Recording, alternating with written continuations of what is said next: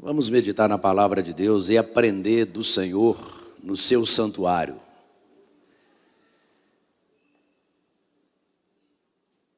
A Bíblia diz que o Espírito Santo nos ensinaria todas as coisas e nos guiaria a toda a verdade. Você que tem o Espírito Santo, você tem espírito de discernimento. Você pode discernir todas as coisas e não ser discernido por ninguém. Você que é crente em Jesus, você tem a mente de Cristo, né? Dificilmente um crente que tem o Espírito Santo, ele não é escravizado por ideologia humana.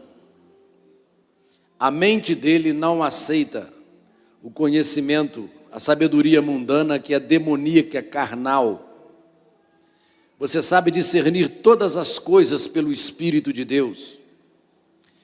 Então você, que é jovem, criado dentro de uma igreja, que entra numa faculdade, você sabe discernir muito bem o que você ouve lá, o que você tem que pôr de lado somente para fazer prova e o que realmente você vai guardar no seu coração.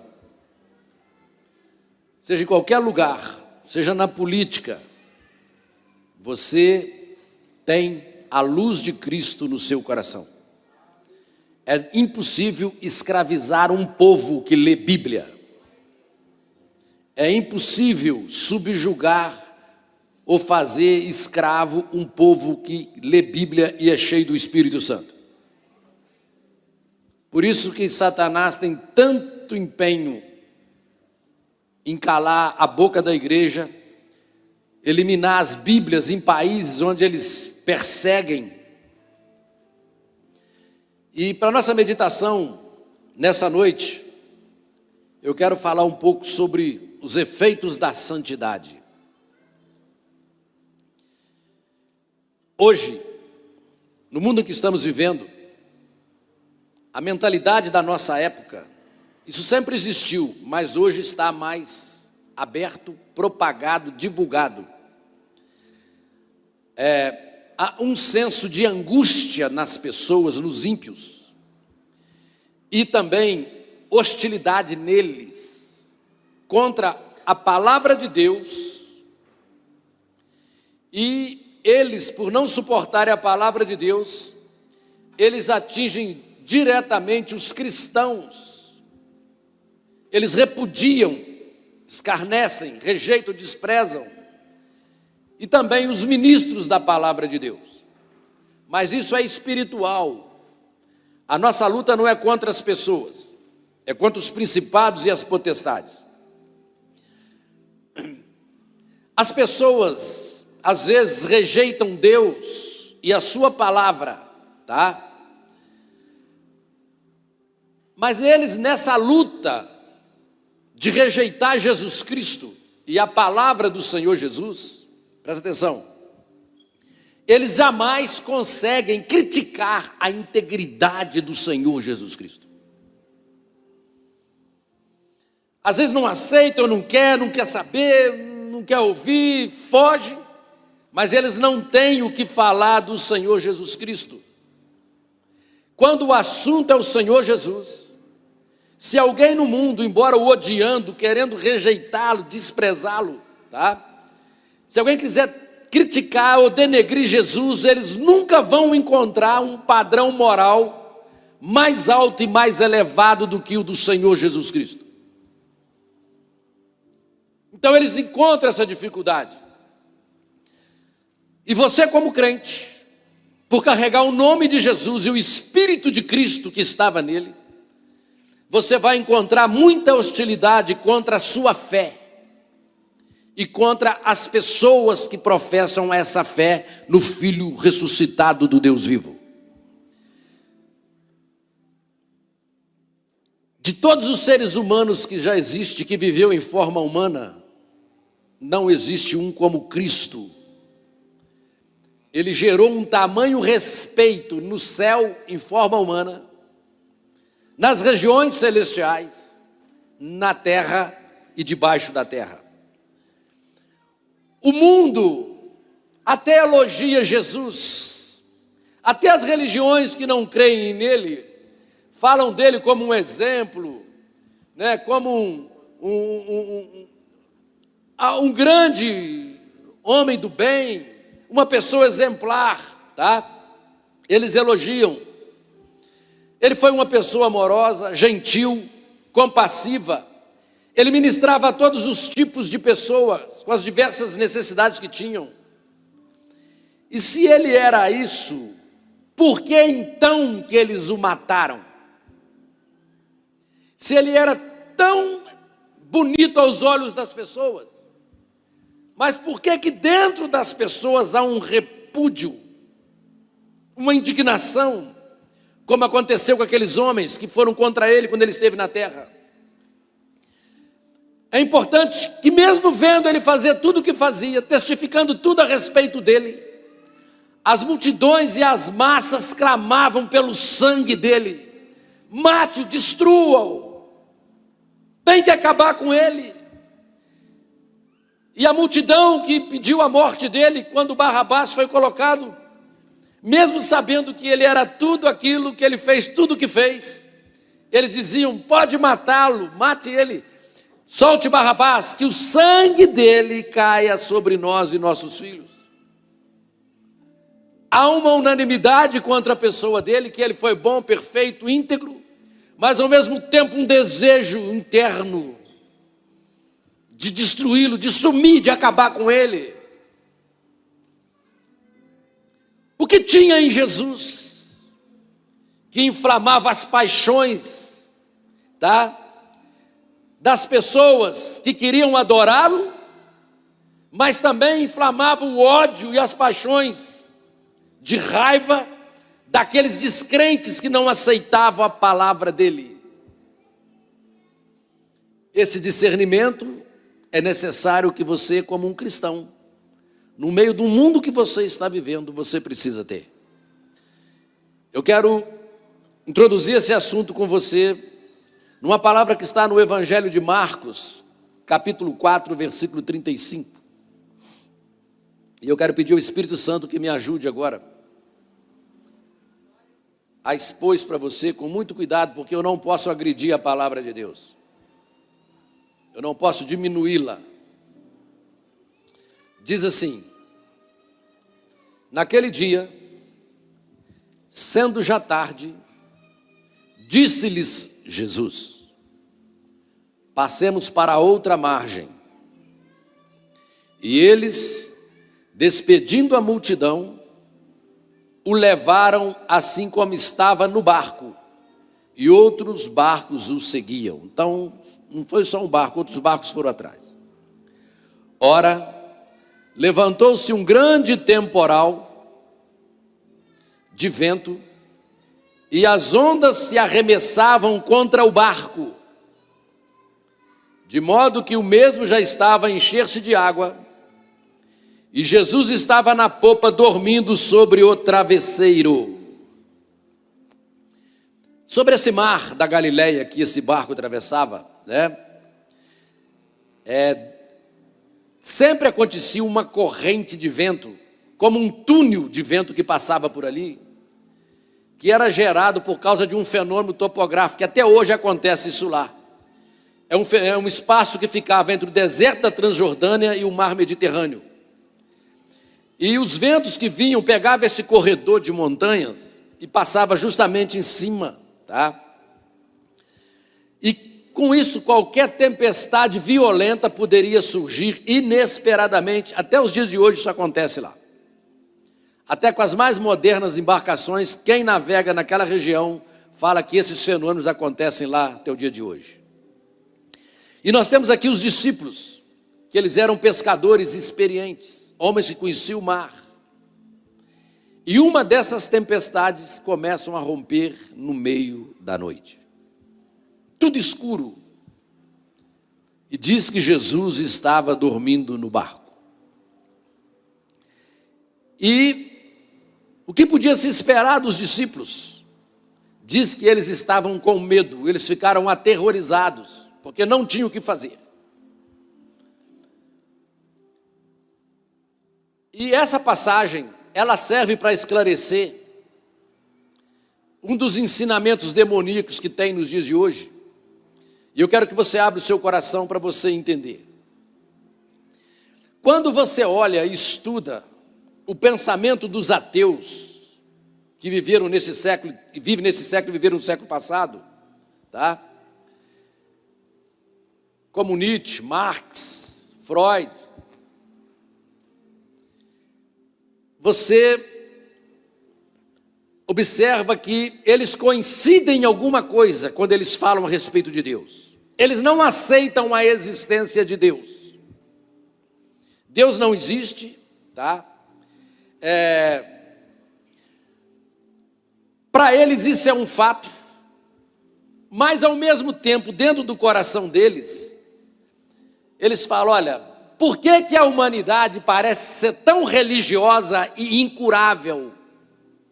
Embora eles rejeitando a possibilidade da existência de Deus.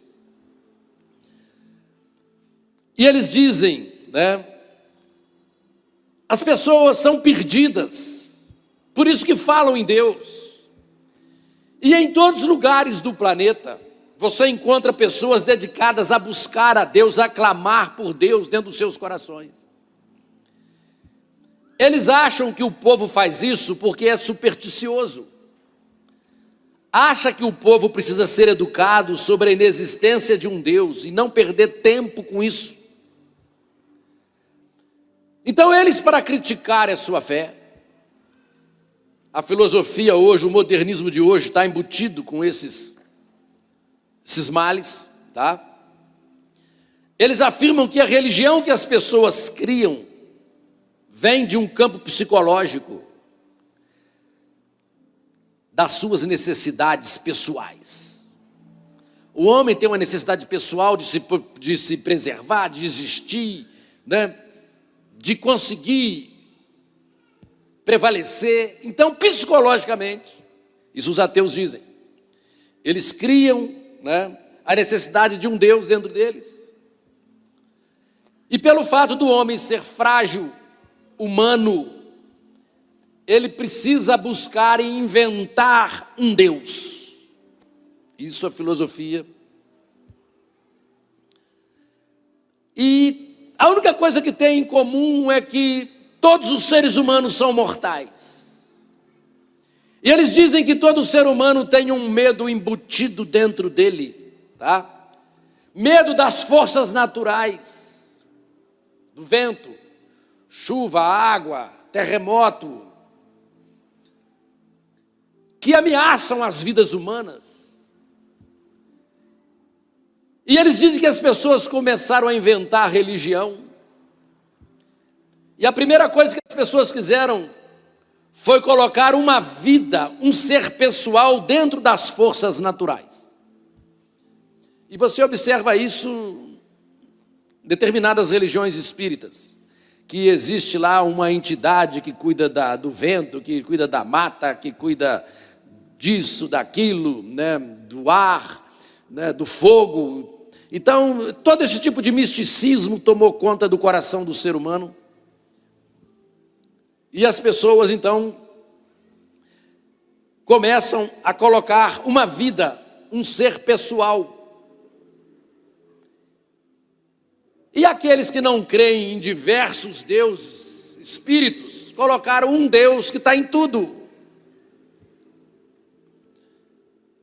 Para que houvesse um Deus na tempestade, um Deus na pestilência, um Deus no vento, no mar, no terremoto. E eles dizem que, por isso, os religiosos, a humanidade, quis personalizar a natureza, dando a ela uma entidade divina.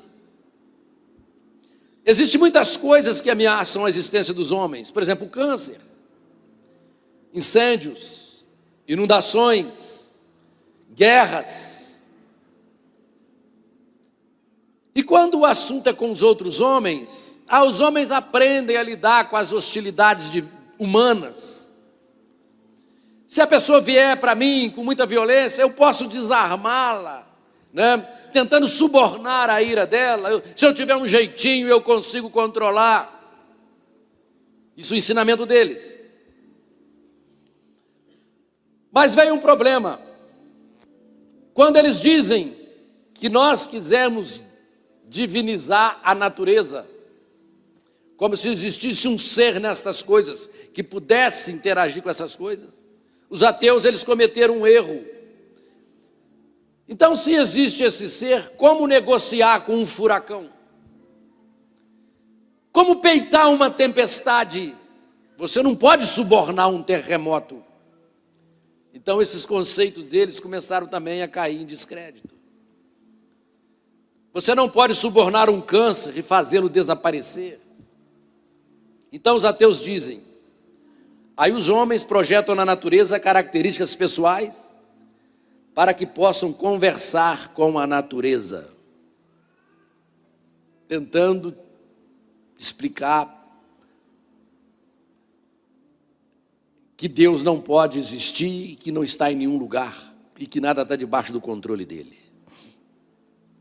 E aí os homens começam a falar com as divindades que estão embutidas na natureza. E tem gente que acha realmente que o sol é uma divindade, a lua, a noite.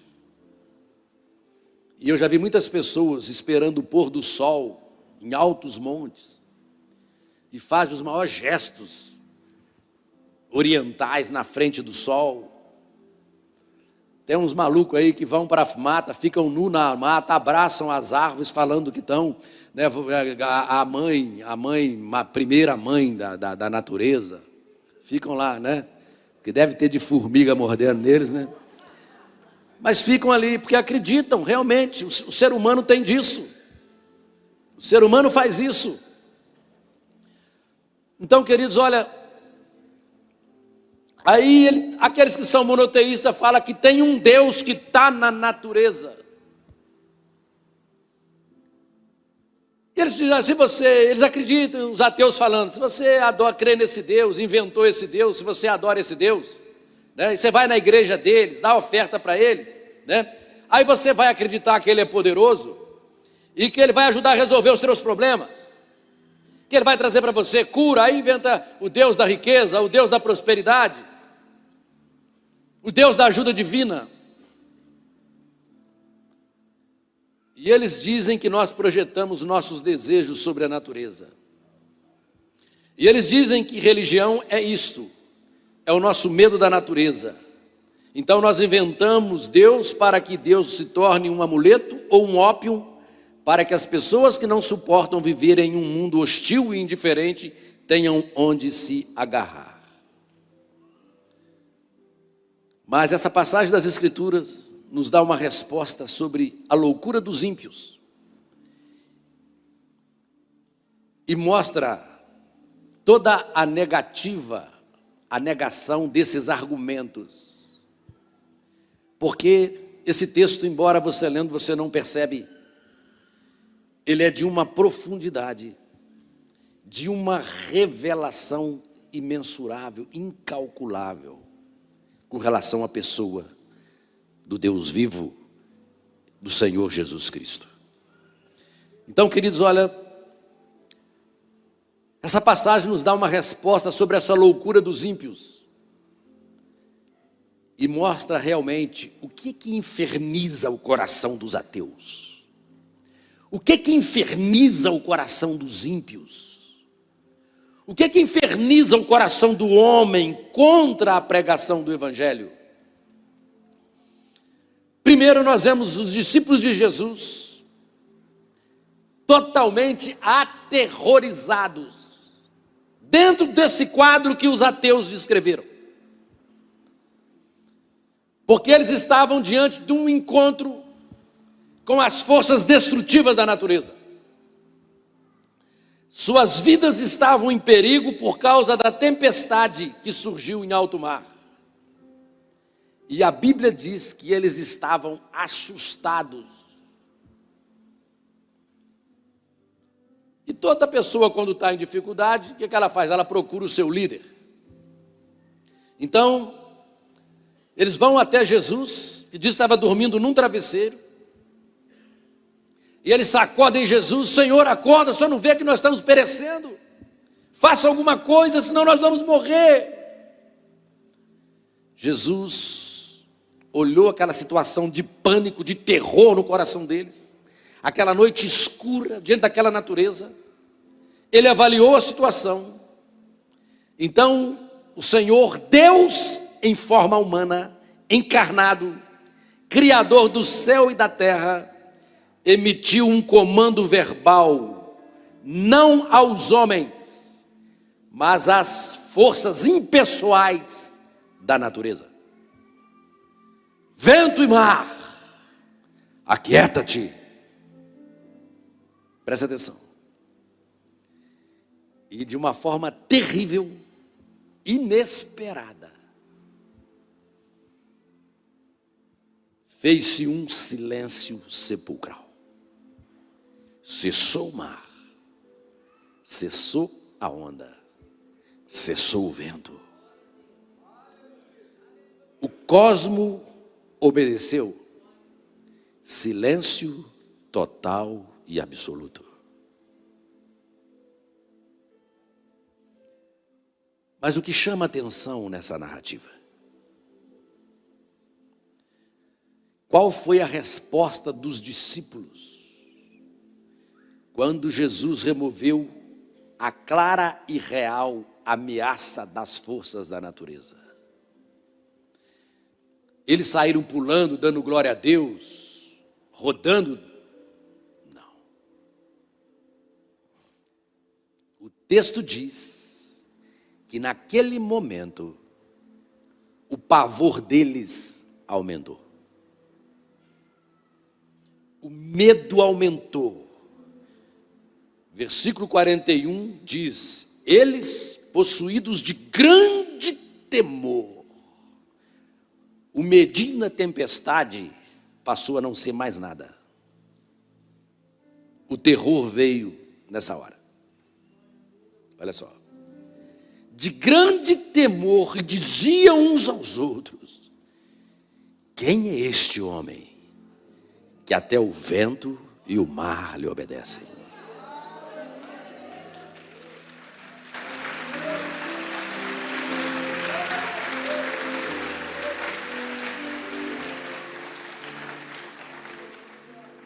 Ao invés de terem seus medos amenizados, acalmado, o medo deles se intensificou. As coisas que os ateus, que os ímpios não entendem, é que há uma coisa dentro do coração do homem, do seu coração, que nós tememos mais do que qualquer força impessoal da natureza e até mesmo mais do que a morte.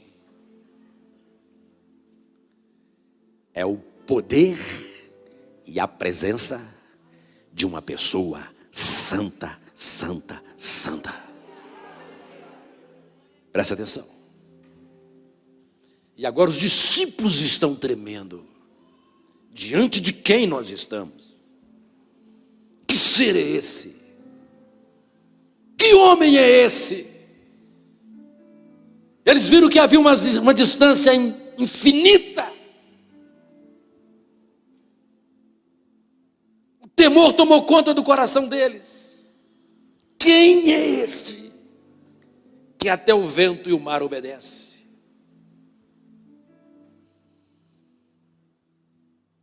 Às vezes as pessoas têm medo de Deus, com medo de um Deus que os ameace, que os castigue, um Deus poderoso, forte, que vai te aterrorizar.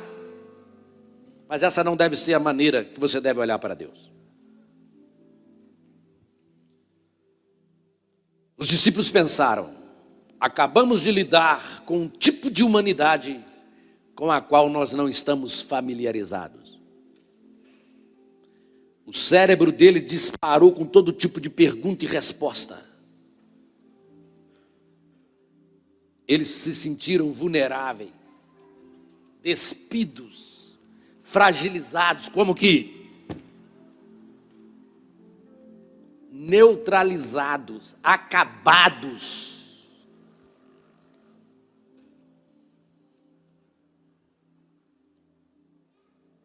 E às vezes, mesmo diante das lutas e das tempestades, nós não abrimos todo o nosso ser. Nós não chegamos no fundo do poço. Muitas vezes, nem diante das lutas, a gente segura e está. Os discípulos não conseguiram definir Jesus Cristo. Eles disseram: nós nunca vimos alguém tão santo, tão santo, tão santo e separado. Que ser é este? O que aterrorizou os discípulos foi que eles perceberam que eles estavam na presença de um homem santo. Eles tremeram, o temor aumentou. E isso aconteceu também num outro lugar. Está lá no Novo Testamento, Lucas 5, versículo 3. Olha o que diz. Entrando em um dos barcos, que era o de Simão, pediu-lhe que o afastasse um pouco da praia, e assentando ensinava do barco às multidões. Então os discípulos de manhã saíram para pescar, e tinha a multidão lá. Os discípulos tinham que ganhar dinheiro. E Jesus falou: não, afasta um pouco o barco, vou usar o barco e eu vou falar às multidões. O tempo foi passando, passou a hora da pesca. E quando acabou de falar, Jesus vira para Pedro e diz assim: faze-te ao largo e lançai as vossas redes para pescar. Pedro, que era mestre dos mares, respondeu: mestre, havendo trabalhado toda a noite, nada apanhamos, mas sobre a tua palavra eu lançarei a rede. Isto fazendo, apanharam grande quantidade de peixes e rompiam-se-lhe as redes. Então fizeram sinais aos companheiros do outro barco para que fosse ajudá-los. E foram encher ambos os barcos a ponto de que quase irem a pique. Vendo isto, Simão Pedro prostrou-se aos pés de Jesus, dizendo: Senhor, retira-te de mim, porque eu sou pecador. Preste atenção. Ele tentou dar uma aula de pescaria para Jesus. E quando todos os peixes do mar pulam para a rede, Pedro poderia chamar Jesus e dizer: vamos fazer um contrato aqui, metade meu, metade do senhor. Só mostra onde eu tenho que lançar a rede. Ele era um homem de negócios. Mas quando ele olha para Jesus, ele viu: santo, santo, santo. Senhor, afasta-te de mim, porque eu sou um pecador. O que você olha? O que você vê quando você olha: Senhor, eu não suporto a tua santidade? Presta atenção. Senhor, vai embora. Eu não quero o Senhor perto. Você já notou que quando alguém que tem um nome de servo do Senhor Jesus, que carrega o bom testemunho de Cristo, que se aproxima de muitas pessoas, essas pessoas ficam desconfortáveis.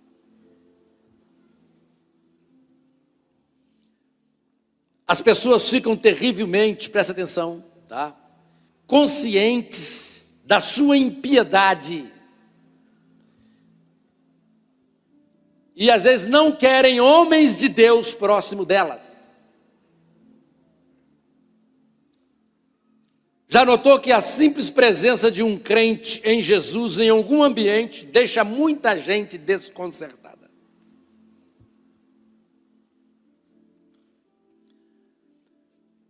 Já fui chamado muitas vezes para fazer casamento, aniversário.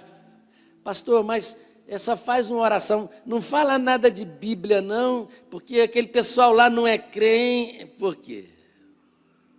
A santidade de Deus causa um desconforto. Deixa a pessoa quadrada, principalmente familiares, amigos, jantares, noivas. Já me pediram: pastor, você vai fazer o casamento, mas não fala muito de... Está pedindo para eu não ir. Não devia nem me falar isso. Devia ter vergonha na carinha, né? Se é crente. Mas por quê? Porque a santidade incomoda os convidados. A presença de um homem de Deus perto de ímpios realmente é uma catástrofe para eles. Então, queridos, olha,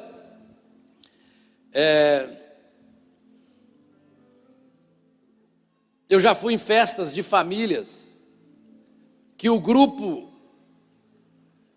que não conhece Jesus, tudo fica para um canto, se afasta. Enquanto você não vai embora, eles não se soltam. Eles não soltam a franga, né? Porque tem ali um homem de Deus, e isso cria um desconforto dentro do ambiente, porque eles sabem, tem alguém ali que professa o nome de um Deus santo, santo e santo. E querendo ou não, eles veem Jesus na sua vida. Então, a Bíblia diz que os ímpios fogem sem que ninguém os persiga.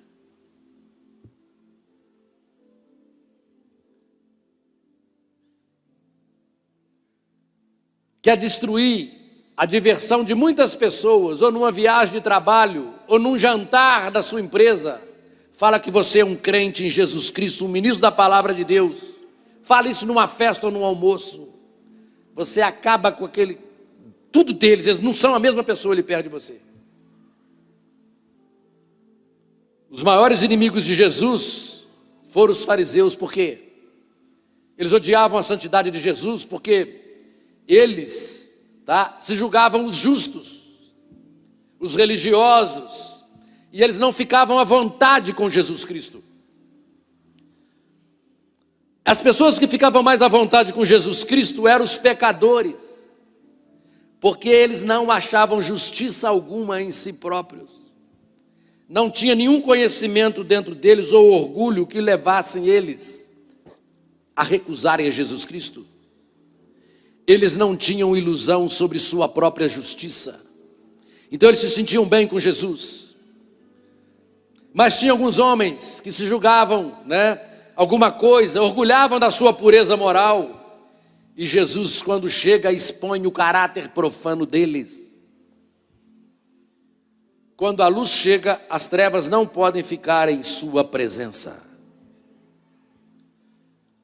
Quando Pedro manda Jesus se afastar, isso aqui é lindo. Muitas pessoas, às vezes vêm à igreja, estão aqui porque tiveram um encontro com o poder de Deus. Mas se você tiver um encontro com o poder de Deus, você ainda pode abandonar o Senhor. Mas o dia que você tiver um encontro com a santidade de Deus, nunca mais você vai abandoná-lo. Porque você vai conhecer Deus na sua essência. Você não vai desviar. E quando Pedro fala, Senhor, afasta-te de mim. Jesus poderia ir para outro lugar? Não quero, vou ficar perto dele. Mas o que Jesus fez? Foi para a casa de Pedro. O dia que diante do Senhor, você fala, Senhor, Tu és santo, santo, santo. Eu não sou digno, Senhor.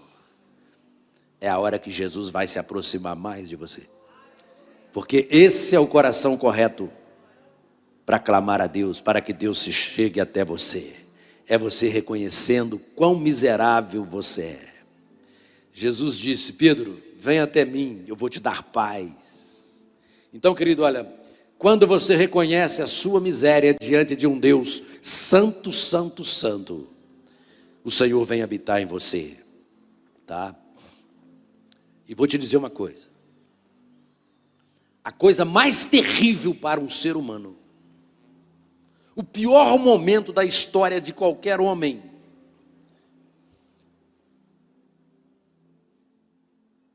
é quando você estiver diante do olhar de um Deus santo, santo e santo, e você não tiver tido a provisão dos seus pecados em Jesus Cristo.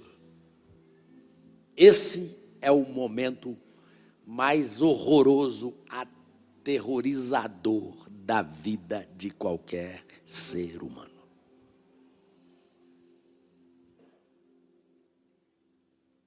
Davi disse, Sonda-me, ó Deus, vê se há em mim algum caminho mau.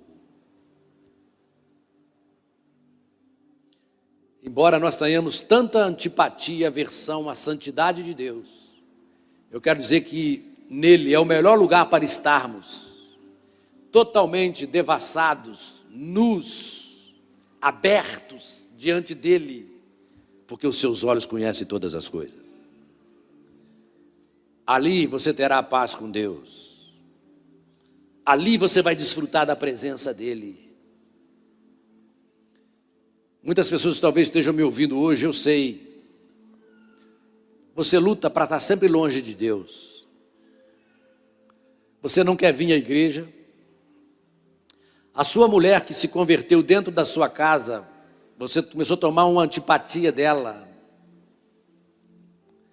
Ou o seu marido. Isso não tem nada a ver com o que você sente por ele. Não tem nada a ver com o amor. Isso, meu filho, é a sua carnalidade que não aceita a santidade de Deus que está se refletindo dentro dele agora. Você não suporta. Isso é sinal que tu está perdido. Você é convidado para vir à igreja e você odeia, porque você odeia a santidade de Deus. Não é aos crentes que você odeia. Hoje o Espírito Santo está revelando o que de verdade tem dentro do teu coração. Que você não tem parte com Deus, a Bíblia já diz isso. O que te falta é a humildade para se chegar diante desse Deus santo, santo, santo, o Deus Todo-Poderoso. Então muitas pessoas se sentem desconfortáveis dentro da igreja. Quando vem, quer ficar escondido lá atrás. Não quero, porque incomoda. Então, queridos, olha, mas não tem como estar longe da santidade de Deus. Saiba que existe a justiça de Deus. Ele provê uma justiça para você ser acolhido também na santidade dele. Por isso que a Bíblia diz que a nossa vida está escondida com Cristo em Deus. Porque se nós não tivermos posto dentro de Cristo, se nós aproximássemos do Pai, nós seríamos destruídos por causa da sua santidade. Então, queridos, olha, perto da santidade de Deus, você saberá quão vil e pecador você é. Então, glorifique a Deus por essa luz, por essa revelação que mostra as condições do teu coração. Ser um cristão é ser perdoado, é ser purificado, é ser limpo pelo sangue de Jesus, é ter as exigências da santidade de Deus satisfeita na sua vida. E a essência da fé cristã é gratidão a Deus por ter sido pecador e ter sido salvo e alcançado. Não é arrogância religiosa, cultural, intelectual. Isaías 6:1 para concluir.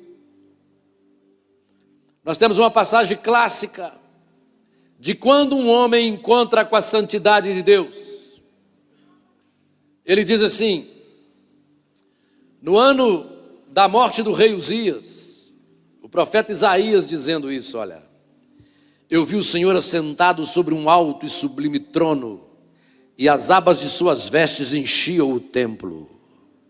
Olha que visão linda, um alto e sublime trono, as vestes do Senhor caíam e ela enchia o templo, assim, as abas de suas vestes. E ele viu que os serafins estavam por cima dele. Serafins são seres afogueados, cuidam da santidade de Deus. Cada um tinha 6 asas, com 2 cobriu o rosto, com 2 cobriu os seus pés, e com 2 voavam. Olha, esses seres eram santos, puros, e eles estavam diante do Deus santo, santo, santo. E diz que eles cobriam o rosto. Quando esses seres, os serafins, chegaram diante da santidade de Deus, eles cobriam os rostos dizendo: não a nossa santidade, mas a tua, Senhor. Porque a deles não era nada perto da de Deus. Os pés na Bíblia fala de andar em santidade e retidão. E olha que aqueles seres tinham os pés puros. Diz também que eles não tinham coragem de mostrar os pés diante da santidade do próprio Deus. Olha o terror que os serafins sentiam diante dessa santidade.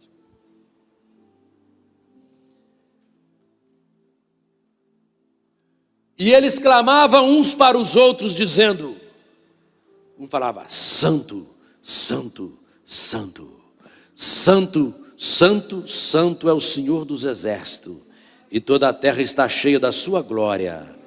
E disse que quando eles cantavam, a base do limiar do templo se movia, a voz do que clamava, e a casa encheu de fumaça, tremia as margens do templo. Santo, santo, santo.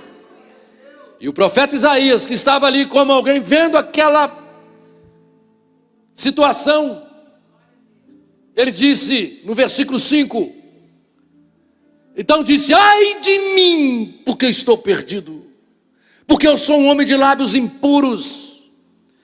Quantas besteiras e bobagens nós falamos ao longo da vida, e habito no meio de um povo de impuros lábios, e os meus olhos viram o Rei, o Senhor dos exércitos. Olha só, ele viu o estado de miséria. Eu vou sumir, eu não sou digno de existir. Ainda estou vendo isso. Olha a consciência de um homem diante da santidade do Deus. Então, Deus, na sua infinita sabedoria, um dos serafins voou para mim, trazendo na mão uma brasa viva, que tirava do altar com uma tenaz. Os serafins, que eram santos, não podiam pegar aquela brasa que limpa a santidade humana, que limpa a impureza humana com as próprias mãos. Eles não podiam tocar. Não sei porquê. Eu creio que se tocasse com as mãos, eles sofreriam danos. Você vê aonde Deus foi para purificar você. E o que Ele fez para te purificar, nem esses anjos puderam tocar. Eles tiveram que pegar uma tenaz, pegar um instrumento, pegar aquela brasa para levar até Isaías. E quando chegou, diz que tocou aquela brasa na boca do profeta. Aquela brasa também, ela aponta para o que Jesus teria que passar na cruz, como Filho de Deus, para poder te redimir dos teus pecados.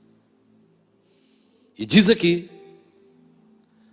e com a brasa tocou a minha boca e disse, eis que ela tocou os teus lábios, e a tua iniquidade foi tirada e perdoado o teu pecado.